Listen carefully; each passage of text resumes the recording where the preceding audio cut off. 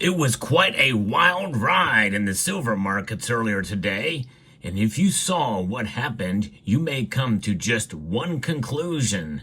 But I think there's a little bit more to it than just that. I'll explain what I mean in this video as we explore.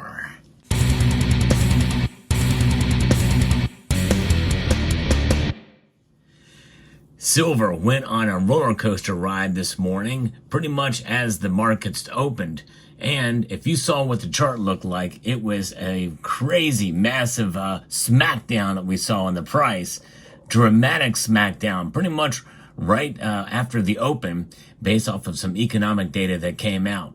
And we'll talk a little bit more about that later, but let's get a sense of what happened overall with the precious metal markets today. But before we get there, I want to remind you about my friends over at Summit Metals, summitmetals.com. They have very competitive pricing and excellent service, so I hope you will consider checking them out. Now, silver made a move, and so did gold. In fact, moments before the markets close, here is what the numbers look like. Everything is in the green, save for rhodium. Gold is up $21.80, up 0.82%, as the markets come to a close here, and in minutes, that's $2,693.60. It did get up well over $2,700 earlier in the day. It's a pretty big move for gold to reach back into record territory yet again. Silver is up 0.8%, actually 0.86% now. It's trying to recapture a little bit of some of the volatility that we saw earlier in the day. It's up 26 cents, slightly outperforming gold to $30.45. Every day that we can stay above $30 is a day to celebrate, because that's a strong psychological number, and here we are back there yet again. It did fall below $30 earlier in the day, though, only to recapture and go up as high as $31.09. A lot of that's happened very early in the morning. Platinum and palladium are also up, and but still not over $1,000 yet for both those metals. But this is quite an intriguing thing we're seeing here with silver's price. And if you look at the silver price chart, it really does. It's a massive smackdown, and it just cries suppression. Silver price suppression all over the place. A very dramatic, steep decline before climbing up dramatically.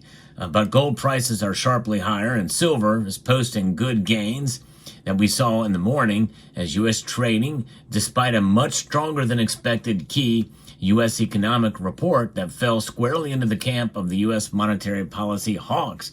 By the way, the dollar index is also up as well. So silver and gold are defying the dollar yet again. I tell you what, that's a good reason to celebrate.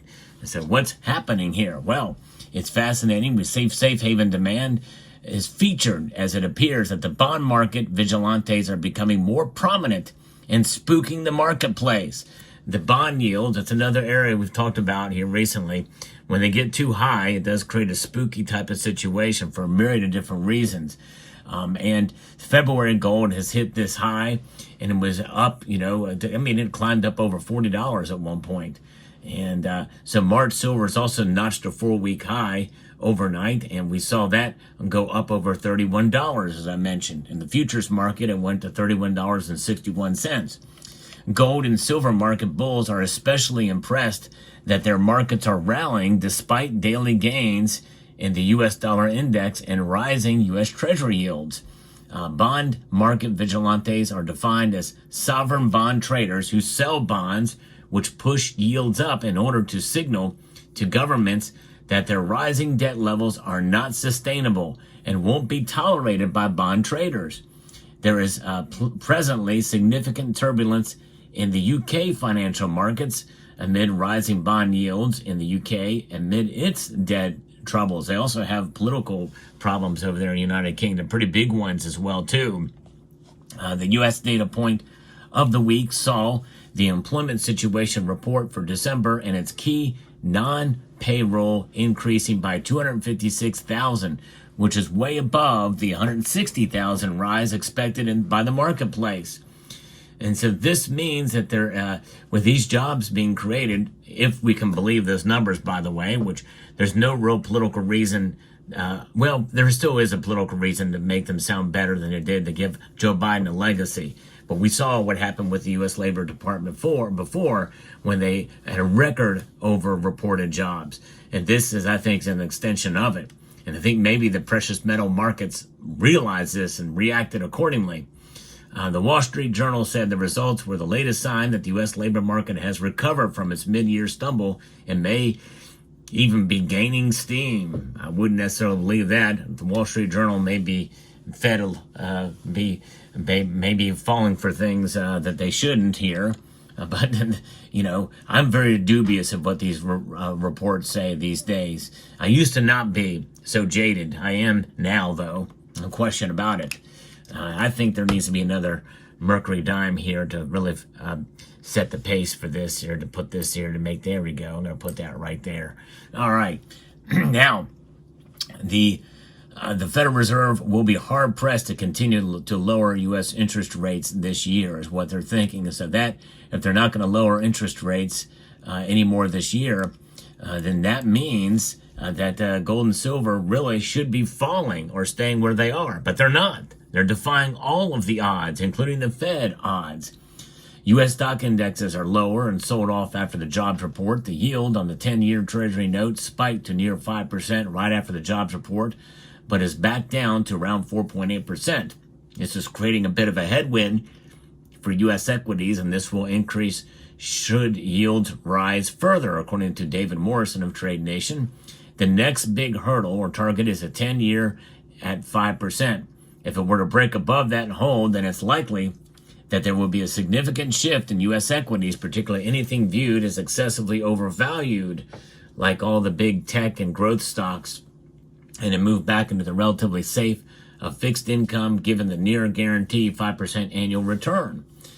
And so China's central bank has also suspended purchases of Chinese government bonds in the open market, citing excessive demand from the public. The move is also an attempt to support the beleaguered Chinese yuan in the foreign exchange market amid a listing Chinese economy. So we'll see. So we've got the dollar up. We have all this stuff happening, and it's just dramatic. But remember, a lot of this stuff in these numbers, especially if they go against what the norm is and what the expectations were, there's a dramatic impact and move in one way or another in the markets. And we saw that happen in both directions for silver. Both directions, up or down and then up.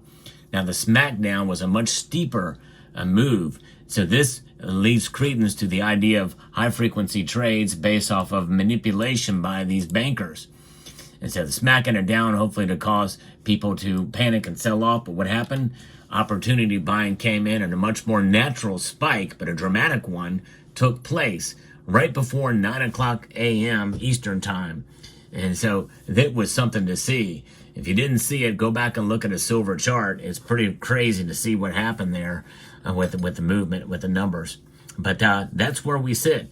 But what I always like to tell folks as I bring you these reports in the world of precious metals on daily price movements is that is to encourage you to hold on to your silver.